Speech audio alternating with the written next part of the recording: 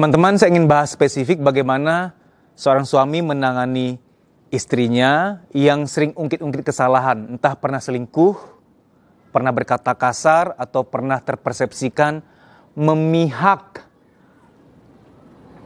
papa mamanya dibanding istrinya, gitu ya. Bagaimana mengatasi itu? Tapi saya harus beritahu kamu bahwa wanita memang pada hakikatnya itu ahli sejarah. Wanita itu otaknya lebih pengingat dibanding laki-laki. Makanya kalau kamu ke panti jompo, kalau kamu dengar curhat nenek-nenek tuh, lebih detail curhatnya. Lebih panjang gitu loh. Karena wanita itu pengingat, ahli sejarah. Nah, tips berikut ini yang saya akan sampaikan sama sekali tidak membuang fitur ahli sejarah itu pada wanita. Tapi akan menundukkan dia. Saya beritahu dulu asal muasalnya mengapa Tuhan tuh membuat wanita lebih pengingat dibanding laki-laki. Wanita itu ditakdirkan Tuhan untuk nurture. Nurture itu membesarkan, mendampingi, membimbing, mendidik anak. Walaupun laki-laki juga harus membimbing, tapi kan ibu lebih banyak sama anaknya. Sehingga wanita itu harus pengingat. Karena gini tujuannya. Oh, anak pertama pernah mencret karena makan kacang. Berarti nggak boleh, aku harus ingat terus. Anak kedua pernah kecelakaan sehingga kata dokter dia nggak boleh lari. Kalau mau olahraga jangan yang lari, yang berenang atau yang nggak melibatkan banyak gerakan kaki gitu.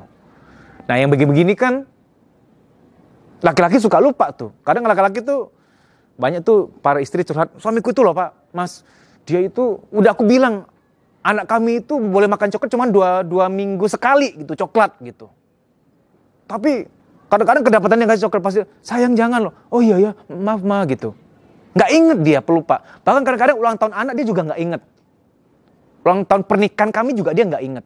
Nah emang laki-laki itu kadang pelupa memang. Nggak semua laki-laki ya. Jadi wanita ditakdirkan pengingat itu nurture, untuk nurturing. Supaya ingat detail, anakku yang pertama, kedua pernah begini begitu, dia harus lebih diperhatikan. Jadi inget terus. Nah laki-laki dibuat Tuhan pelupa itu tujuannya untuk petarung, pejuang. Laki-laki itu untuk bertahan hidup, berjuang menafkahi keluarga. Anda kebayang nggak kalau laki-laki itu terlalu pengingat? Dia pernah bangkrut, pernah ditipu orang, pas mau bangkit lagi buka usaha, aku pernah ditipu, nanti gagal lagi gimana? Itu bukan laki-laki namanya. Laki-laki itu harus agak pelupa dikit. Gagal, ditipu, jatuh, coba lagi, ayo bisa, coba lagi. Dia nggak terlalu terngiang-ngiang, nggak flashback. Kalau para imam di keluarga, para pejuang di keluarga itu terlalu pengingat, nggak kemana-mana. Di rumah tok nanti. Nggak mau berjuang lagi karena nginget gagal, flashback terus. Ya, ini nggak mutlak. Ada laki-laki yang pengingat juga, ada. Kan nggak mutlak. Cuman saya beritahu kamu bahwa wanita relatif lebih pengingat dibanding laki-laki. Jadi tips yang saya akan berikan ke kamu, tidak membuang fitur alamiah dari istrimu bahwa dia itu ahli sejarah. Oke, langsung to the point ya. Mas, istriku itu ngungkit-ngungkit terus kesalahanku. Aku nggak kuat loh mas. Padahal kesalahannya itu 5 tahun yang lalu. 3 tahun yang lalu masih diingat-ingat, diungkit-ungkit. Nih, malah jangan kaget. Saya walaupun masih muda, saya pernah nanganin yang sudah umur 65 tahun. Kakek nenek sudah. Datang konseling. Si kakek yang datang. Panggilnya dia panggil beliau aku, Dek gitu, Dek. Sebenarnya saya panggil nak ya. Dek, ini loh. Istriku ini tidak pernah bisa melupakan kesalahanku. Padahal aku selingkuhnya 30 tahun lalu. Jadi Anda laki-laki siap-siap aja tuh. Kalau udah pernah selingkuh 30 tahun ke depan Anda masih terhukum terus tuh. Karena wanita memang pengingat. Nah bagaimana caranya? Ini terapinya bukan di saya. Saya nggak bisa terapi istri kamu untuk melupakan kesalahan kamu. Nggak bisa. Caranya ada di kamu. Rumusnya begini. Wanita kalau cukup merasa disayang, cukup merasa diperhatikan, dia akan sungkan sama suaminya. Dia akan malu kalau dia mau ungkit-ungkit. Benar nggak? Wanita itu kalau cukup disayang, galaknya hilang atau berkurang. Orang kalau disayang akan tunduk, akan sungkan. Jadi nggak ada cara lain supaya istri kamu tuh nggak ungkit-ungkit kesalahan kamu. Kamu harus kasih perhatian ekstra. Kasih sayang ekstra. Kok ekstra sih? Yaitu sesuatu melebihi dirimu yang di luar kebiasaan. Contoh. Kamu yang kalau setiap kali tidur nggak pernah elus-elus rambutnya. Lakukanlah. Dia mau tidur, elus sampai dia bobok, elus terus. Kan nggak pernah kamu lakukan. Terisilah relung-relung hati dia yang kosong. Dia tuh nggak pernah gituin aku, sekarang udah mulai gituin aku. Aku merasa disayangi, merasa dicintai. Kalau lagi makan apa di luar, makan siang di kantor atau di mana gitu ya, ketemu sama orang, negosiasi, presentasi bisnis, lagi makan apa, kok enak ya, aku mau bungkus lah buat istriku. Pas pulang, sayang aku beli ini ya, tadi aku lagi makan sama mitra bisnis, kok enak rasanya, pengen loh, kamu juga makan. Itu kan surprise-surprise yang dia tuh merasa disayangi gitu loh, merasa diinginkan. Wanita kalau merasa diinginkan, dia nggak akan ungkit-ungkit. Tapi nggak menghilangkan kualitas itu, ahli sejarahnya masih ada. Cuman di alam pikir dia aja, dia tuh penasaran. Cuman mau ngomong tuh aku malu. Soalnya dia sayang aku. Aku inget dia pernah salah, inget. Cuma untuk ngomong, kamu tuh dulu juga pernah salah, kamu tuh pernah selingkuhin aku. Untuk ngomong kok berat rasanya. Kenapa? Malu. Sungkan aku sama dia. Belakangan ya, dia antar aku kemana-mana. Ke Maret juga dia temenin aku gitu. Padahal cuma di samping, tapi dia mau temenin aku jalan, didampingi, disertai, kok enak rasanya. Hal-hal sederhana gitu. Aku potong rambut pun dia mau temenin gitu.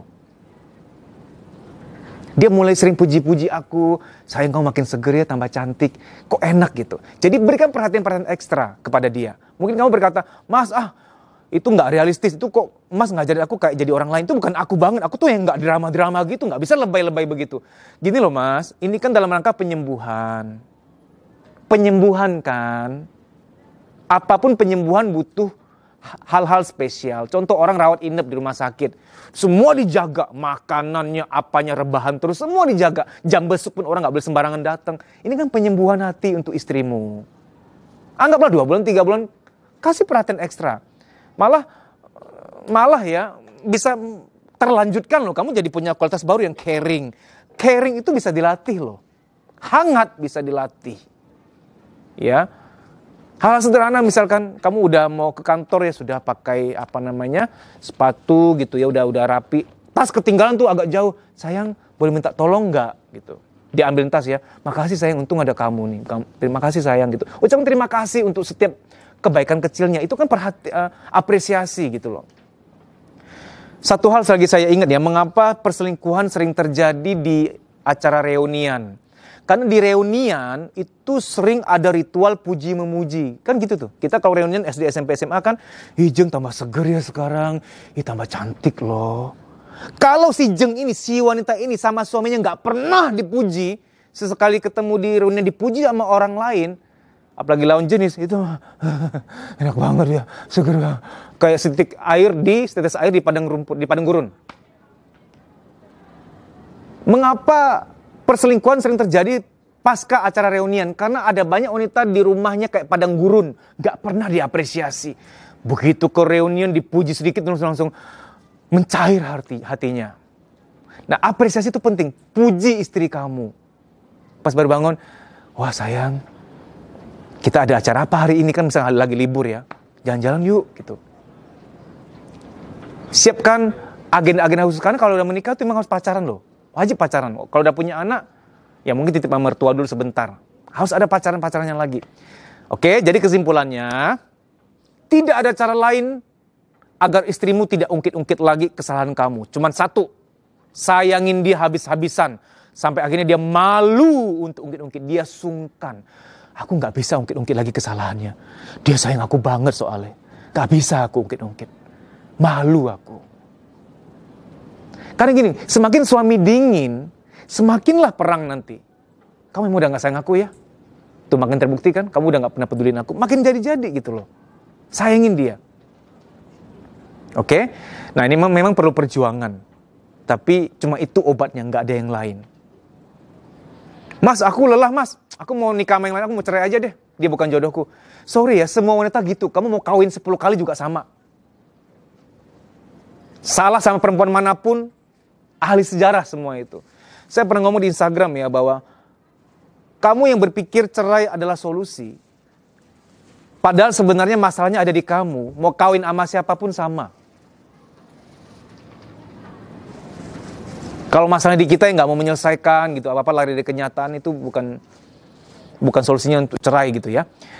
Baik, wahai para laki-laki, belajar untuk memperhatikan istri kamu. Nafkah batin itu penting. Nggak cuma uang bulanan, tapi nafkah batin. Ya, terima kasih. Semoga video ini bermanfaat, dimudahkan bahagiamu, dilancarkan semua urusanmu. Semoga pernikahanmu langgeng, harmonis, dan banyak rezekinya. Amin.